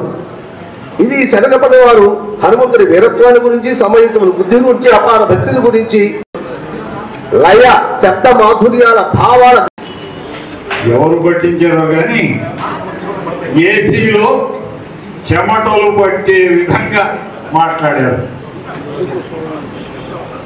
చక్కగా మంచి పద్యాలని ఉటంకిస్తూ ఆంజనేయ స్వామి యొక్క విశ్వరూప ప్రదర్శనను సుందరకాండలో మనం చూస్తాం. అద్భుతంగా ఆ రచనని సమీక్ష చేసిన పుట్టమరాజు శ్రీరామచంద్రమూర్తి గారికి నమస్సులు. శనగపల్లి వారికి 1976లో స్వామి వివేకానంద చరిత్ర శనగపల్లి సుబ్బారావు గారు రాస్తే మల్లవరపు జాన్ గారు రాసిన పద్యం ఇప్పుడు ఈ రామాయణ రత్నమాలకి అతికినట్లుగా సరిపోతుంది. ఖచ్చితంగా 1976లో మల్లవరపు జాన్ గారు పెరుగు మంచిగంధపు చెక్క కరణి అరుగదీసిన కొలదిని పరిమళము పెరుగు మంచిగంధపు చెక్క కరణి నీదు స్వామి శ్రీ వివేకానంద చదువా చదువా చెక్కని అలగదీస్తుంటే ఎలా పరిమళం వస్తుందో ఈ కావ్యాన్ని చదువుతుంటే అలా ఆనందం కలుగుతుందని సీసపద్యంలో ఇంకొక మాట అంటారు. తప్పిప్పు వివరించి తలపొప్పి గట్టించు దీర్ఘ సమాసాదిక్కు జనక చదువరి మనసులో చైతన్యము అడంచు మాస్ కల్పిత ఘట్టాల కలయిక. చదువరి మనసులో చైతన్యము నడంచు మాసిన భావాల దీసికొనక అవసరాలకు రాని వ్యవహారముల లేని మారుములు మూల పదాల ఎరుకొనక రచించారంటారు. ఈ గ్రంథం కూడా దీర్ఘ సమాసాల దిక్కుజనక ఎరుకొనక రచించినదే. మల్లవరపు జాన్ గారు ఇప్పుడు ఉంటే ఈ కావ్యాన్ని చూస్తే ఇలాగే రాస్తారు. అలతి అలతి పదాలతో సరళ సుందరంగా రాసిన సుందరకాండ మీ అందరి హస్తాలని చేరింది, చదవండి. ఇప్పుడు ఈ కావ్యానికి కర్త, కర్మ, క్రియ అన్నీ తానే అయినటువంటి ఉన్నం జ్యోతివాసు గారు మాట్లాడతారు. ఉన్నం జ్యోతివాసు గారు అంటే తెలుగునాట ఆంధ్రదేశంలో గొప్ప పండితుడుగా ప్రసిద్ధుడు. ఎన్ని కావ్యాలని వారు పరిష్కరించారు, సమీక్షించారు, పీఠికలు రాశారు. చిన్నవాడు కానీ ఉన్నం జ్యోతివాసు గారు వారి పాండిత్యం గొప్పది. వారు శనగపల్లి సుబ్బారావు గారి సుందరకాండని కాసేపు సమీక్ష చేస్తారు. కూజంతం రామ రామేతి మధురం మధురాక్షరం ఆరుహ్య కవితా శాఖం వందే వాల్మీకి కవి కోకిలం. ఇది ఒక అజ్ఞాత కవి వాల్మీకి యొక్క మహత్తును కీర్తిస్తూ చెప్పినటువంటి ఒక గొప్ప శ్లోకం. పూజంతం రామ రామేతి మధురం మధురాక్షరం ఆరుహ్య కవితా శాఖం వందే వాల్మీకి కవి కోకిలం. పూజంతం మధురంగా పాడతాను. రామ రామేతి మధురం, రామనామాన్ని అత్యంత మధురంగా పాడతాను. ఆరుహ్య కవితా శాఖం, మధుర కవిత్వం అనేటువంటి వృక్షం యొక్క కొమ్మ మీద కూర్చొని వాల్మీకి కవిత్వకి నేను నమస్కారం, కవిత్వపు గొంతుతో నమస్కారం చేస్తూ రామనామాన్ని పాడుతానని ఒక అజ్ఞాతకి గొప్ప రామాయణాన్ని కీర్తించే ఈ సభలో ఈ శ్లోకం చాలా అవసరం. వాల్మీకి మనుషులు అంటే చాలా ఇష్టం. ఒక ఆదర్శాన్ని పెట్టుకొని ఆ ఆదర్శం కోసం తపస్సు చేసేటువంటి, అందుకోసం తీవ్రమైనటువంటి ఆత్మ సంఘర్షణ గురైనటువంటి మనుషులు అంటే మరీ మరీ ఇష్టం. వాళ్ళ యొక్క భావాలను చిత్రించడానికి ఆయన భాష భావం ఒకదానితో పోటీ పడేంత అద్భుతంగా ఆయన శ్లోకం రాస్తాడు. Aristotle Greek man is a social animal అన్నాడు. మనిషి ఒక సంఘజీవి, సమాజం, మనుషులు వాళ్ళందరితో సత్సంబంధాలు పెట్టుకోవడానికి ఇష్టపడతాడు అన్నాడు. ఇది బ్రిటిష్ తత్వవేత్త థామస్ హాబెస్కి నచ్చదు. Man is a ferocious animal అన్నాడు. ఈ భూమి మీద అత్యంత క్రూరమైన జంతువు ఎవరికంటే వాడు మనిషి అని చెప్పారు. అయితే ఇవి రెండు నిజాలు. మరి ఇద్దరు విదేశీయులు చెప్పినప్పుడు మన స్వదేశీయులు చెప్పినటువంటి మనిషి గురించి కూడా మనం మాట్లాడుకోవాలి. తన జీవితంలో చాలా తక్కువ కాలం బ్రతికినటువంటి శంకరాచార్యులు మనిషిలో కొద్దిగా మానవత్వం, చాలా రాక్షసత్వం, మిణుకు మిణుకుమంటూ దేవత్వం గురించి కొద్దిగా. మనిషి అనేటువంటి వాడు ఈ మానవత్వాన్ని పెంచుకుంటూ రాక్షసత్వాన్ని అణుచుకుంటూ భగవంతుడు ఇచ్చినటువంటి విద్య అనేటువంటి మూడవ పని ద్వారా దేవత్వాన్ని అందుకోవాలని చెప్పాడు. చాలా మహితాత్మకమైనటువంటి మాట. తాను రాసినటువంటి ప్రతి శ్లోకం, ప్రతి శబ్దంలోనూ దీన్ని అణువణువుగా ధ్వనింపు చేశాడు శంకరపాద. మనిషి చాలా స్వార్థజీవి. ప్రతి జీవికి స్వార్థం ఉంటుంది. మనిషికి స్వార్థంతో పాటు తెలివితేటలు భగవంతుడు ఇచ్చాడు. ఈ తెలివితేటలు ఇచ్చినప్పుడు మనిషి తన స్వార్థాన్ని, సొంత లాభాన్ని కొంత చంపుకోవాలి. ఇతర జంతువులు ఉంటాయి, వాటికి కూడా స్వార్థం ఉంటుంది, కానీ అది ఆకలేసినప్పుడు, అవసరమైనప్పుడు బయటకు వస్తుంది, మిగతాప్పుడు మనుషులు పడిపోతుంది. మనము అత్యంత ప్రమాదకరమైన జీవి అనుకునే పాము కూడా తన దారిని తను పోతూ ఉంటుంది. తనకి ఎక్కడైనా ఆత్మరక్షణ జరగాల్సి వచ్చినప్పుడు మాత్రమే పడగలుగుతుంది. అందుకోసమే కాటు వేయడానికి కూడా వెనకాడు. మనుషులు తనకి ప్రమాదం కలిగిస్తారనుకుంటేనే చేస్తారు. అంటే క్రూరమైనటువంటి ఒక పాము ఇలా ఉన్నప్పుడు మనిషి తనకు అవసరమన్నా లేకపోయినా తన స్వార్థం, తన యొక్క స్వలాభం, తన సుఖం తప్పితే మనిషికి కోట్లేదు. అన్ని రంగాల్లో మనుషులు ఎవరి లాభాన్ని వాళ్ళు చూసుకుంటారు. ముందు తన లాభాన్ని, తన కుటుంబ లాభాన్ని, ఈ వీటి కోసం పాటుపడుతున్నారు. ఎక్కడైనా సరే తమ స్వలాభానికి, స్వార్థానికి కించిత్ దోషం కనుక లేదా అవాంతరం కనుక జరిగితే మనిషి ఉగ్రరూపం దాల్చున్నాడు, మూడైపోతున్నాడు. మనిషి ఉన్నటువంటి రాక్షసుడు బయటకు వస్తున్నాడు. ఫలితంగా మానవ ధర్మం అనేది బాగా భయంకరమైనటువంటి స్థితికి వచ్చింది. అత్యంత ఆదర్శమైన పురుషుడు ఎవరైనా ఉన్నాడా అని చెప్పని వాల్మీకి నారదుని అడిగినప్పుడు బ్రహ్మ ద్వారా లభించిన సమాధానం రాముడు. అంటే రాముడికి ధైర్యం, శాంతం, పరాక్రమం, ఉపాయం, ఆశ్రిత రక్షణ ఇత్యాది ఉన్నటువంటి 16 సద్గుణాలు ఉన్నాయి. ఈ 16 లక్షణాలు సద్గుణాలు ఉన్నటువంటి మనుషుడు దేవుడితో సమానం అవుతాడు. ఎందుకు అంటే పరమాత్ముడు కూడా షోడశ కళాపూర్ణుడు. షోడశ కళాపూర్ణుడు కాబట్టే భారతదేశంలో ఏ రాష్ట్రంలో కూడా లేనటువంటి ఒక ఉత్కృష్టమైన సంప్రదాయం మన ఆంధ్రదేశంలో కనిపిస్తుంది. మనం ఎవరికైనా సరే పారితోషికం ఇచ్చినా లేనిచో ఏదైనా ఆర్థిక సహాయం చేసిన ఒక కవికి కానీ ఒక బ్రాహ్మణుడికి కానీ ఒక ఆశ్రితుడికి కానీ సహాయం చేసినప్పుడు 116, 1116, 10,116 ఆ పైన ఎన్నున్నా సరే 16 అనే సంఖ్యని మనం ఉపయోగిస్తున్నాం. ఈ 16 సంఖ్య యొక్క గుణం ఏంటంటే ఇది పరమాత్ముడికి ప్రతీక. ఎవరికైనా 1,116 ఇస్తే ఆ 1,000 రూపాయలు 100 రూపాయలు తీసుకోవచ్చు, కానీ ఆ 16 రూపాయలు దేవుడికి సంబంధించింది, మనం తీసుకోకూడదు. ఆ 16 రూపాయలు సమీపంలో ఎక్కడ ఏ దేవుడు కనిపిస్తే ఆ దేవుడు హుండీలో వేయాలి. ఇంకా సంపన్నుడైతే 1,116 తనకి ఇచ్చిన మొత్తాన్ని తీసుకుని వెళ్ళి భగవద్ అర్పణం చేస్తాడు. అది అత్యంత ఉదాత్తమైనటువంటి ప్రతిష్ఠ చేశాడు అని రామాయణం ఉదాత్త కావ్యం తెలియజేస్తుంది. రామాయణ భారతాల్లోని విశేషమైన విషయాలను తెలియజేసిన జ్యోతివసు గారికి నమస్సులు తెలియజేస్తున్నాం.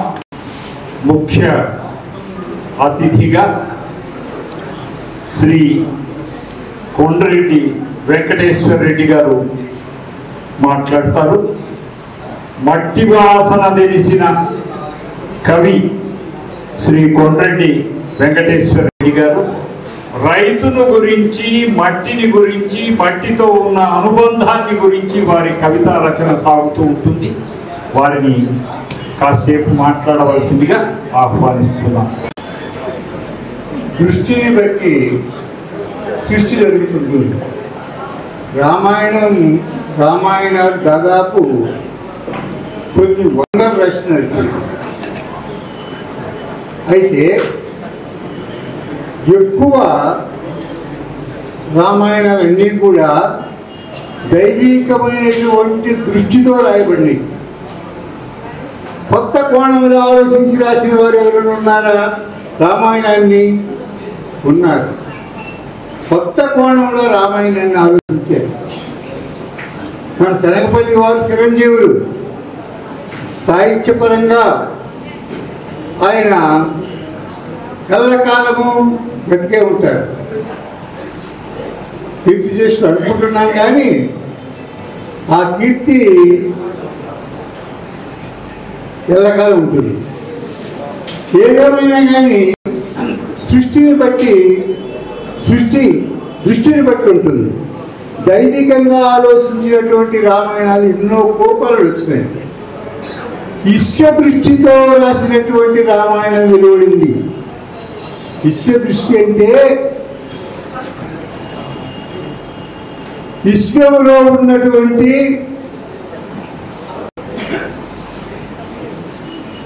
కొన్ని పాత్రలను ప్రతీకలుగా తీసుకుని రామాయణం రాయడం జరిగింది. రాముడు ఎవడయ్యా అంటే సూర్యుడు రాముడు అన్నాడు.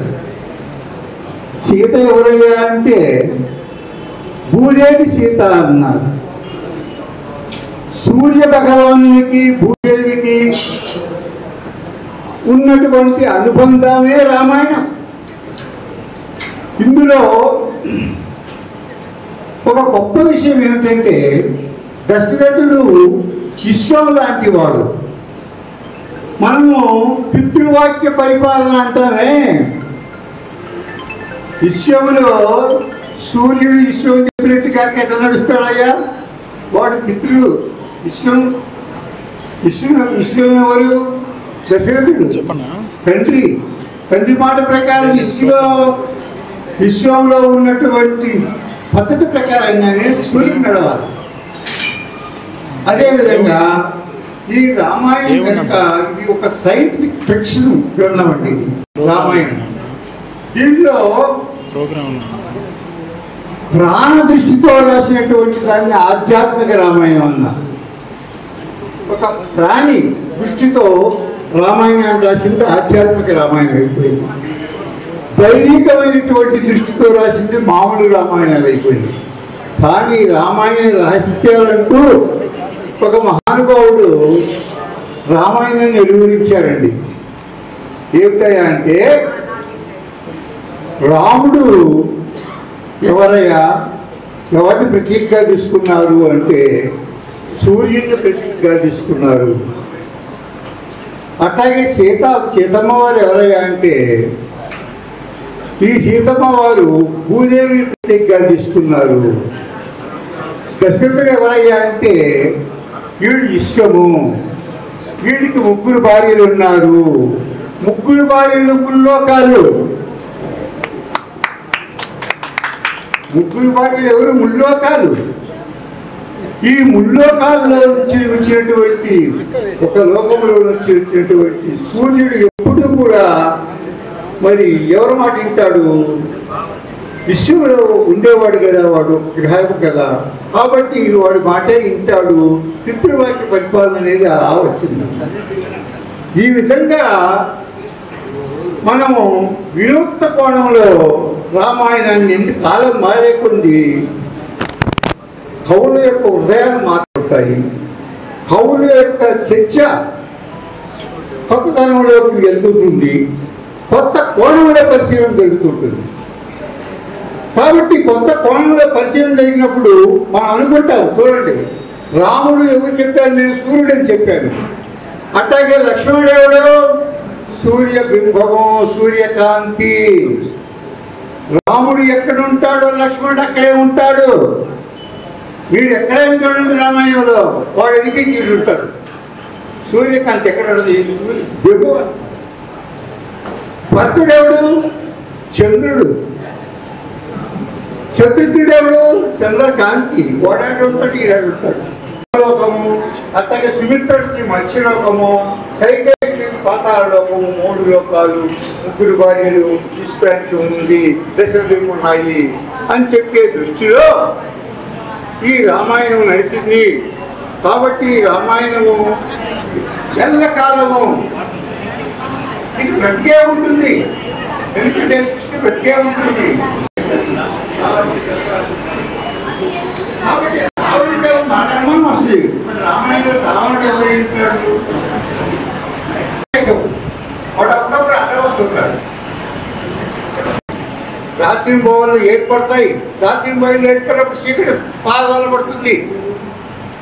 ఈ విధంగా రామాయణంలో ప్రతిక్రియ ఈ విధంగా ఉంటాయని చెప్పేసి ఒక మహానుభావుడు ఊహించి ఈ రామాయణాన్ని తిరిగెళ్ళి ఈ రామాయణ ప్రతీక అనేటటువంటి దృష్టి మనకు వస్తుంది. అనేక కోణాలలో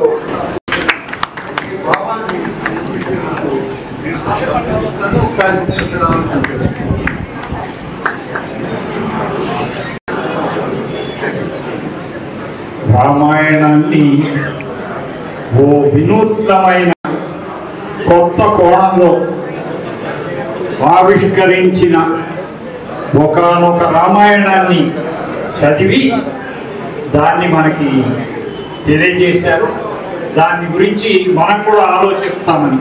నవగ్రహాలు సూర్యుడు కలిస్తే 10 అని అక్కడ దశరథుడిని సమానం చేసి సూర్యుడు రాముడని ఈ విధంగా చక్కగా ఒక కొత్త విషయం రామాయణం నుంచి తీసుకుంటూ ఉంటే ఎవరు తీసుకున్నా, ఎన్నిసార్లు తీసుకున్నా, ఎన్ని 100 సార్లు రామాయణం రాసినా మనం ఏ విధంగా రోజు తినే అన్నమే తింటామో అట్లాగే రామాయణాన్ని రాస్తూనే ఉంటారు, రాస్తారు అని విశ్వనాథ వారే అన్నారు. చక్కని కోణంలో దృష్టి నిలిపి 4 మంచి మాటలు చెప్పిన కొండ్రెడ్డి వారికి సభ నమస్సులు తెలియజేస్తుంది. ఆత్మీయ అతిథి మా మిత్రుడు శ్రీమాన్ నారాయణ బాలసుబ్రహ్మణ్యం గారు. వారు కూడా క్లుప్తంగానే, వారు ఎప్పుడూ క్లుప్తంగానే మాట్లాడతారు. గుప్తంగా ఉన్న కొన్ని విషయాలు మీరు కూడా వెలికితీయండి.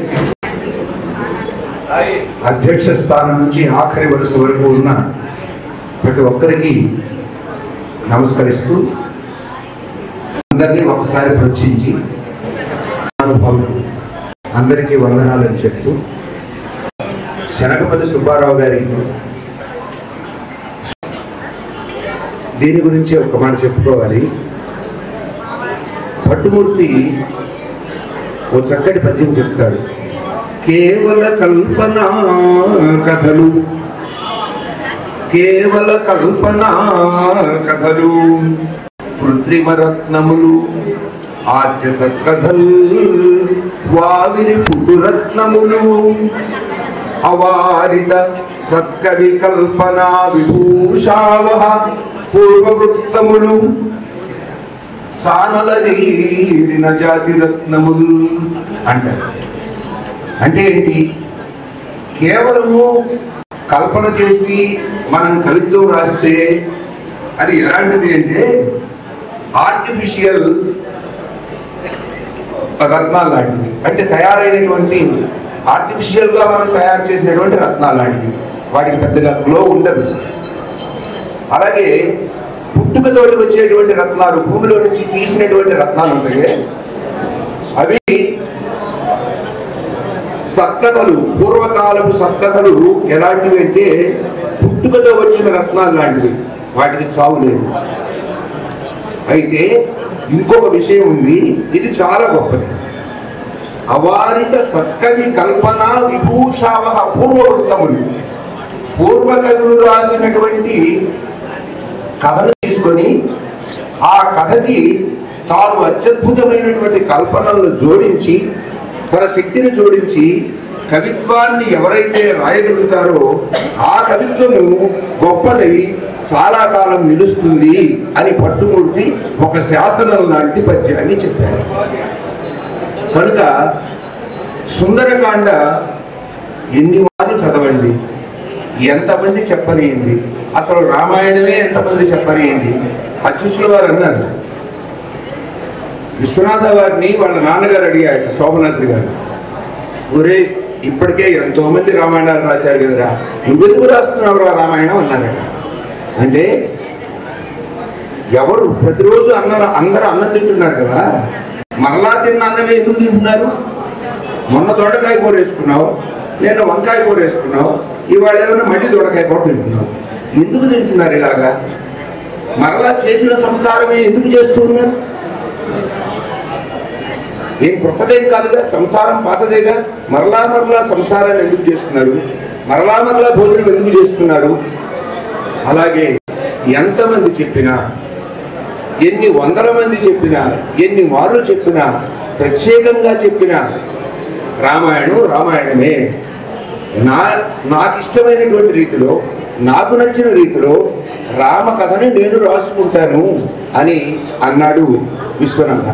అదేవిధంగా తనకు నచ్చినటువంటి రీతిలో అరది పదాలతో తేట తెలుగులో సాటి లేని విధంగా మన శనగపల్లి సుబ్బారావు గారు కూడా ఈ రామాయణ రత్నమాల సుందరకాండని రచించారు.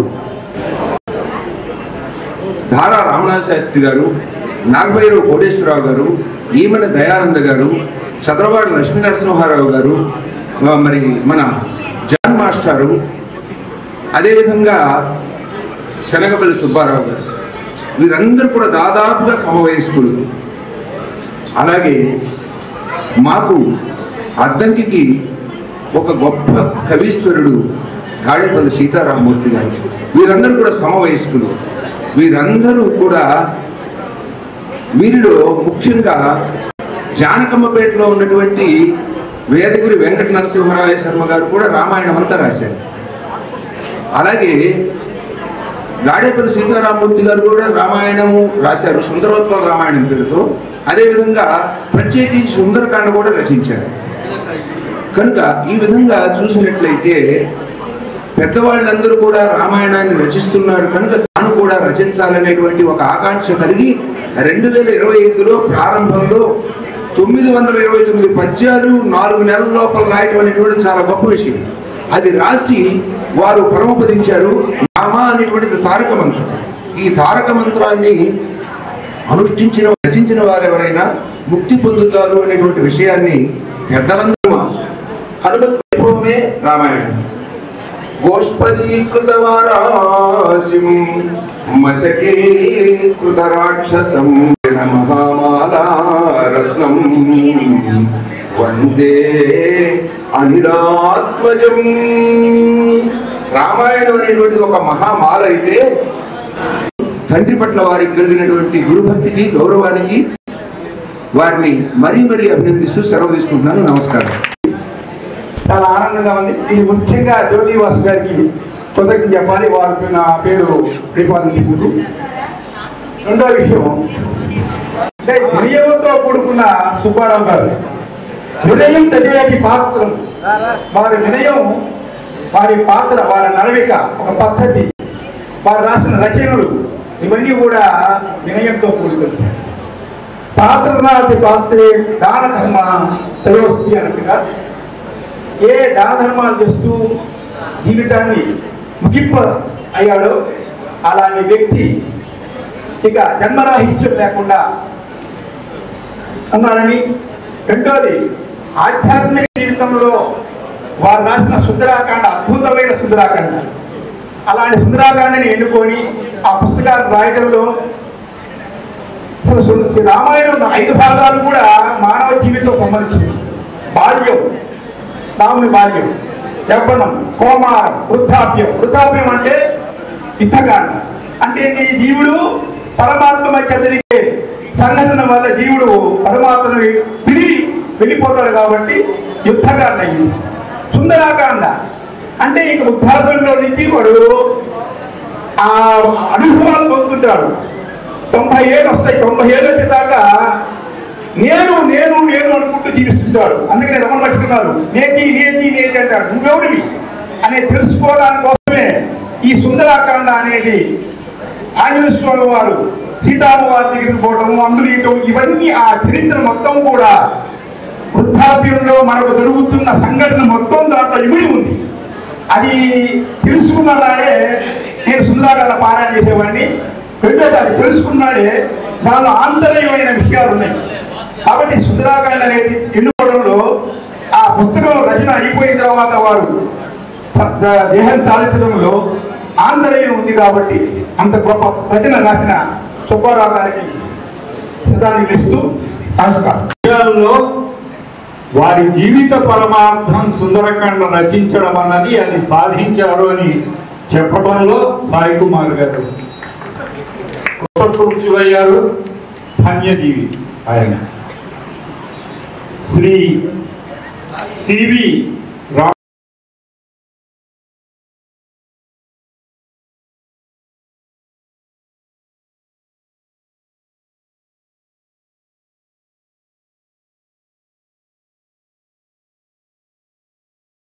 నేనే రచయితని కాదు, గ్రంథకర్తని కాదు,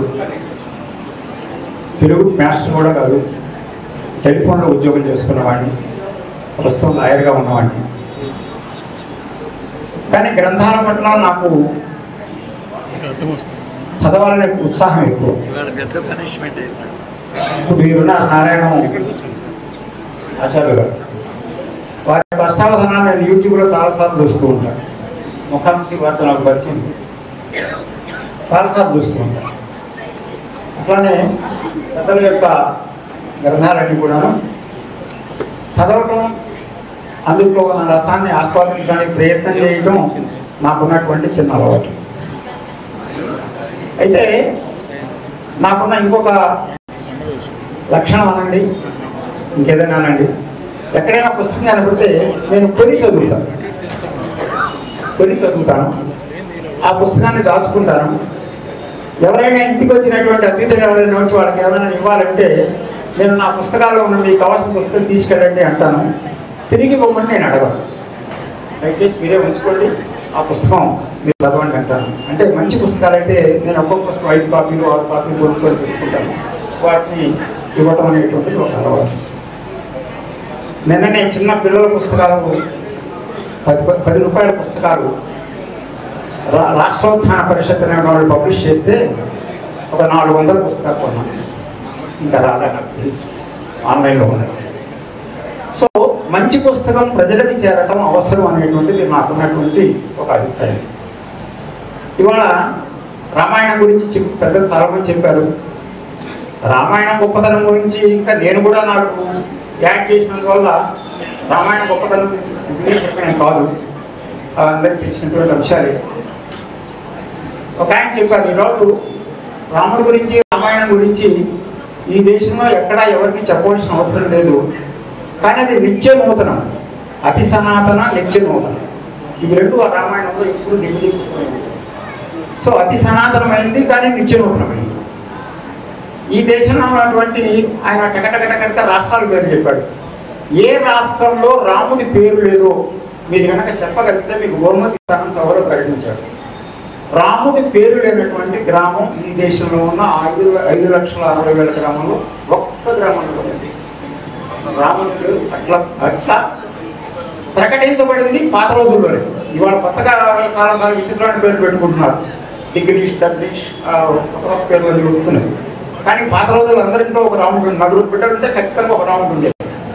సో అటువంటి ఆదర్శ పురుషుడైన మహారాముడి గురించి, ఆ శ్రీరాముడి గురించి మనం ఈ సందర్భంగా ఈరోజు ప్రస్తావించుకోవడమే మన అదృష్టం. అయితే ఇవాళ పుస్తకం, దీని రచన, దీని పీఠిక, దీనికి మూల కారణమైనటువంటి శ్రీ సుబ్బారావు గారి యొక్క ప్రయత్నం, ఇవన్నీ కలిసి మాట్లాడుకున్నట్లయితే శ్రీశ్రీ పుస్తకాన్ని మహాత్మ స్థానానికి చాలా గొప్ప పేరు ఎందుకు వచ్చిందంటే, ఒక ఆయన చమత్కారంగా అన్నాడు, తెలంగాణ రాసిన పీఠిక వలన, తెలంగాణ రాసిన పీఠిక వలన మహాప్రస్థానం చాలా గొప్ప గ్రంథమైంది అన్నాడు. అంటే తెలంగాణ రాసిన పీఠిక అంత గొప్పగా ఉందని, అందుకు శ్రీశ్రీ గారు రాసిన మహాప్రస్థానం అంశాలు కూడా అంత గొప్పగా ఉన్నాయని చమత్కారంగా చెప్పినప్పటికీ. కానీ ఈ రోజున మనకి ఇచ్చినటువంటి ఈ రామాయణ రత్నమాలలో దయచేసి విజ్ఞానుడు మీ అందరికీ నా విన్నపం ఏమిటంటే, పీఠికను తప్పనిసరిగా చదవండి. It's a classic. ఈ రోజున ఈ పుస్తకాలు రాసిన పీఠిక ఒక క్లాసిక్, ఒక ఎక్సలెంట్ టాప్ క్లాస్ ఎక్స్ప్లెనేషన్. నేను చదివాను. ఎప్పుడో 4 రోజులు నాకు పుస్తకం ఇచ్చారు. 4 రోజులు చదివితే ఇంకా నా మనసు గుర్తుంటుగా ఉండదు వయసు అని చెప్పి భయపడి నేను రాత్రి చదివాను. కేవలం రాత్రి చదివాను, తర్వాత గుర్తుంటుంది కానీ ఆశకి. అద్భుతమైనటువంటి పీఠిక. ఇందులో శ్రీ వాల్మీకి మహర్షి ఎట్లా తను రాముడి గురించి భావించాడు, ఎట్లా రాముడి యొక్క కథను తయారు చేయదలుచుకున్నాడు, ఒక్కొక్క ఘట్టాన్ని ఏ రకంగా వర్ణిస్తే ప్రజలకు మరింత ఆనందం కలుగుతుంది, తనకెంత ఆత్మానందం కలుగుతుంది, భగవంతుని సరిగా స్పృశించాడా లేదని ప్రతి నిమిషం చెక్ చేసుకుంటూ అద్భుతమైనటువంటి రామాయణాన్ని వాల్మీకి మహర్షి రాసిన తర్వాత దానికి కొన్ని వేల గ్రంథాలు వచ్చాయి, అన్ని భాషల్లో వచ్చాయి. కాబట్టి వాల్మీకి చేసిన కృషిని, వాల్మీకి యొక్క హృదయాన్ని చక్కగా ఆవిష్కరించినటువంటి ఈ గ్రంథంలో ఉన్న భాగం ఏమిటంటే శ్రీ జ్యోతివాసు గారు రాసినటువంటి పీఠిక. జ్యోతివాసు గారు ఇంకా 4 పుస్తకాలు నాకు ఇచ్చారు, వారు రాసినవి. ఈ పీఠిక చదివిన తర్వాత విషయం రత్నాల మీద అయినప్పటికీ నేను వాటి పీఠిక కూడా కొంత టచ్ చేశాను. అన్ని పీఠికలు కలిపి ఇంకొక సభ పెట్టి జ్యోతివాసు గారి పీఠికల ప్రస్తావన అనేటువంటి ఒక మీటింగ్ పెట్టినట్లయితే అది చాలా బాగుంటుంది అని అన్నారు. ఖచ్చితంగా ప్రస్తావించవలసిన అంశం. ఇక రెండవ అంశం, ఈ గ్రంథంలో ఉన్నటువంటి వస్తువు సుందరకాండ. సుందరకాండ సుందరమే.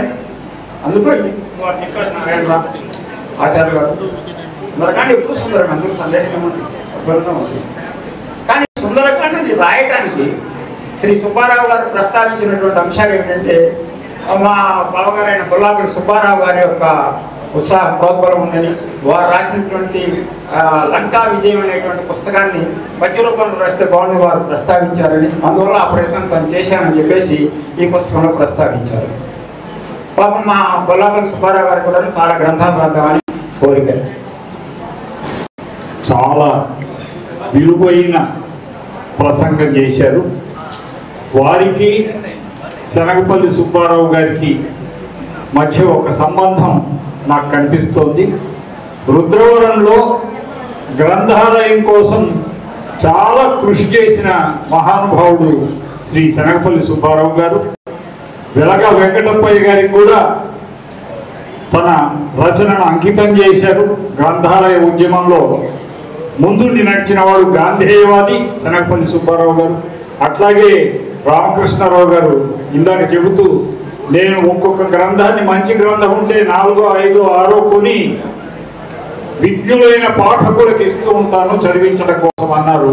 వాళ్ళిద్దరిలో నాకు ఆ పోలిక కనిపించింది. రామకృష్ణరావు గారికి నమస్సులు తెలియజేస్తున్నా.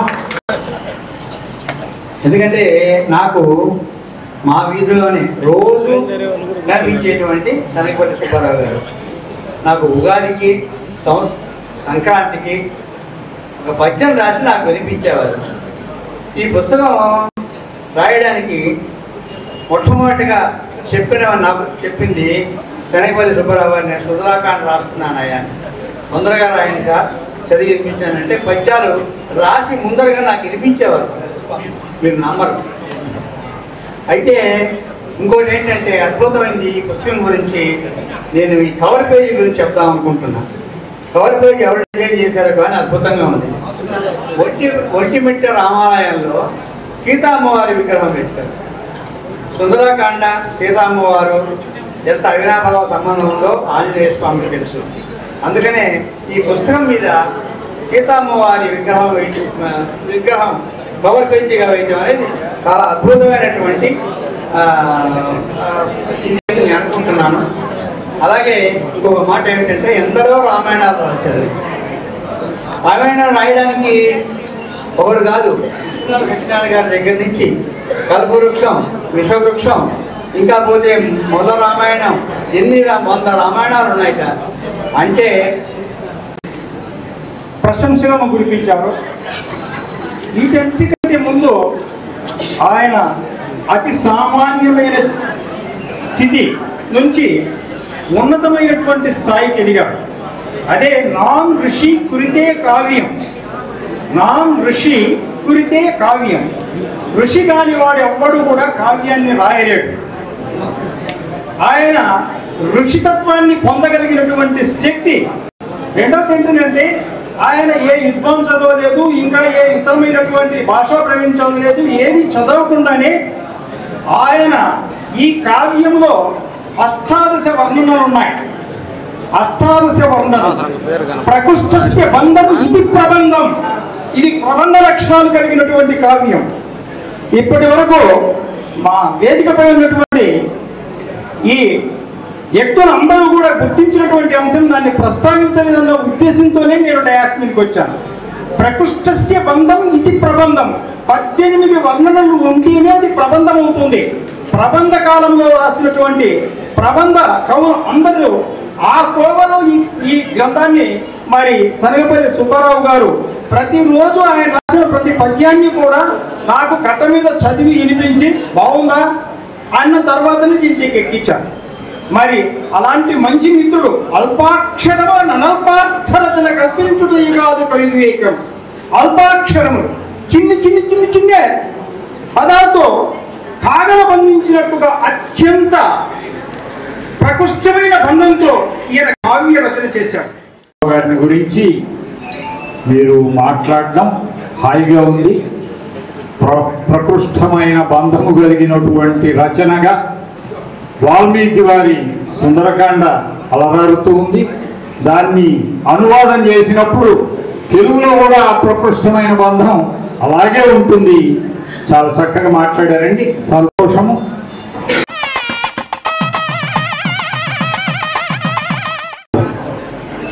గురుతుల్యులు కాదు, ప్రత్యేకంగా ఆయన నాకు అన్నగారు అవుతారు. నా పెద్దమ్మ కుమారుడు, వారి కుటుంబం మాకు చాలా సన్నిహితత్వం చాలా ఎక్కువ. ప్రతి నిమిషంలో కూడా ఆయన ఏ విషయాన్ని కూడా నాతో సంప్రదించే అలవాటు ఉంది. మా రవి సీరు వాళ్ళకి బాబాయ్ మీ పాట అంటే ఆయనకి చాలా ఇష్టం.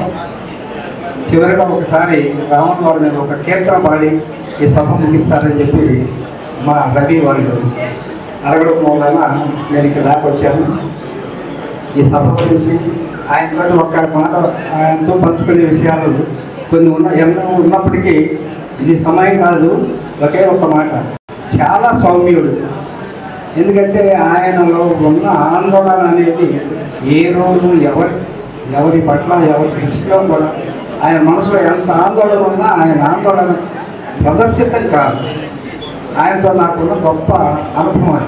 నేను అడిగే ఒకరోజు, అన్నయ్య నీ మనసులో ఎంత ఆందోళన ఉన్నా కూడా నీ ముఖంలో ఏమీ నీ వార్తలో కానీ ఎక్కడ కనపడదు అనేవాడు, బుధులు చేసి నవ్వేవాడు. అలాంటి సౌమ్యుడు ఆయన. ఇంతకంటే ఎక్కువ చెప్పే విషయాలు కాదు. మా రవి వాళ్ళు కోరినట్లు రాముల వాడి మీద ఒక కీర్తన బాబాయ్ అన్నాడు.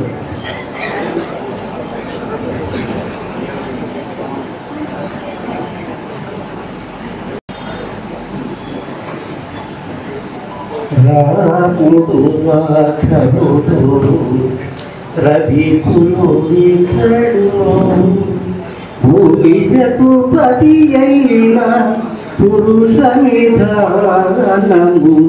రాముడు రాఘవుడు రవికులుడితడు భూమిజకు పతి అయిన పురుష నిధానము. రాముడు రాఘవుడు రవికులుడితడు.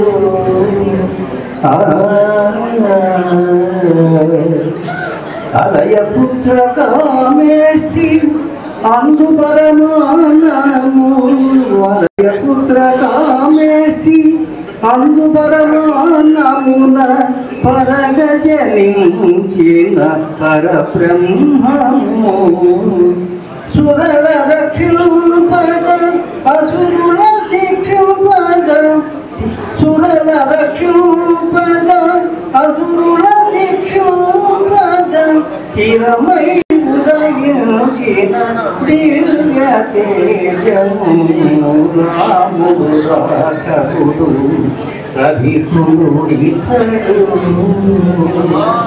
చింతించెలో ఇంద్రుల చిత్త సరోజములను సంతతము నిలచిన సాకారము. వింతలుగములను వెదకిన ఏంటి. వింతలుగములను వెదకిన ఏంటి. కాంతుల చెల్లు మీరిన కైవల్య పదము. రాముడు రాఘవుడు రవికులుడితడు. వేద జ్ఞాన శాస్త్రములందు వేద వేదాంతములయందు విజ్ఞాన శాస్త్రములందు పాదుకొన పలికేటి పరమార్థము. శోధితో శ్రీ వెంకటాద్రి కంఠంతో వారిని తలుచుకుని వారి పద్యాలు వినిపించారు. వారికి ధన్యవాదాలు. శనగపల్లి సుబ్బారావు గారి కుటుంబ సభ్యులంతా ఇందులో పాల్గొని చాలా చక్కగా ఈ కార్యక్రమాన్ని నిర్వహించారు. మీరు వందన సమర్పణ చేయబోయే ముందు మా శనగపల్లి సుబ్బారావు గారనే కవీంద్రుడికి ఈ సంవత్సరం 3 నెలల్లో సుందరకాండ రచించి అనన్య సాధ్యమై 3 నెలల్లో ఏ విధంగా హనుమంతుడికి ఒక్కడికే సాధ్యమైందో అంత పెద్ద 100 యోజనాల సముద్రాన్ని ధైర్యంగా ఎగిరి గెంతేసి వెళ్ళిపోయిన హనుమంతుడిలాగా దుస్సాధ్యమైన అసాధ్యమైన కార్యక్రమాన్ని చేసి కారణజన్ముడై వారు పరంపదించారు. వారికి మేమందరం శ్రద్ధతో భక్తితో నృత్యంజలి ఘటిస్తున్నాం. సభకు అధ్యక్షత వహించినటువంటి దత్తు గారు మరియు ఇతర సభను అలంకరించినటువంటి పెద్దలందరికీ మరియు ఈ యొక్క నాన్నగారి కార్యక్రమానికి విశేషంగా వచ్చినటువంటి వారి అభిమానులు వీరందరూ కూడా ఇంత పెద్దగా వచ్చి మమ్మల్ని ఆశీర్వదించి మా నాన్నగారిలో ఉన్నటువంటి పరిచయంతో ఇంత అనుబంధం ఉన్నటువంటి వ్యక్తులు ఎంతోమంది వచ్చున్నారు ఇక్కడ. ఇది మాకు చాలా సంతోషదాయకంగా ఉంది. నేను పిలవగలనే అడగంగానే ఇంత పెద్ద కవులు మహానుభావులు వాళ్ళందరూ కూడా చక్కగా చేద్దాం నాయన అని చెప్పి వారి మీద నాన్నగారి మీద ఉండే అభిమానంతో ఈ యొక్క వేదిక దగ్గరికి వచ్చి ఈ యొక్క కార్యక్రమాన్ని జరిపించడం జరిగింది.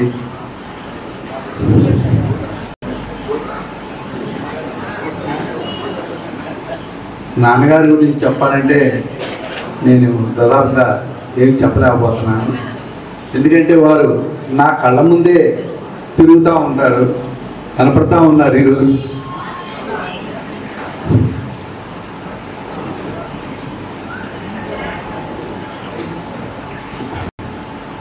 ఎంతో కష్టపడి మమ్మల్ని ఈ స్టేజీకి తీసుకొచ్చారు. కాబట్టి ఆయనకి మేము ఎంతో ఎన్ని జన్మలు ఎత్తినా ఆయనతోనే మేము ఆయన కడుపునే ఉంటారు.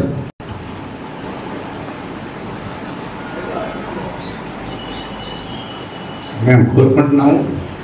మా కుటుంబ సభ్యులందరి తరఫున మీ అందరికి కూడా ధన్యవాదాలు తెలియజేస్తున్నాను. నేను అడగంగానే మా మేయర్ గారు, మా డిప్యూటీ మేయర్ గారనే వస్తుంటుంది. నాకు డిప్యూటీ మేయర్ గారు అయినప్పటికీ కూడా మేయర్ గారిని పిలుస్తూ ఉంటాం. మా అది సభ్యులందరూ తదాస్త అంటున్నారు. వారు ఫ్యూచర్లో రేపు మళ్ళా ఆయనే మేయర్ గారు అవుతారేమో. మరి సభ్యుల దీవెనలు అంటే భగవంతుడి దీవెనలతో సమానము. మా కార్పొరేటర్ శాండిజా గారు కూడా అడిగిన వెంటనే వారు ఇచ్చేశారు.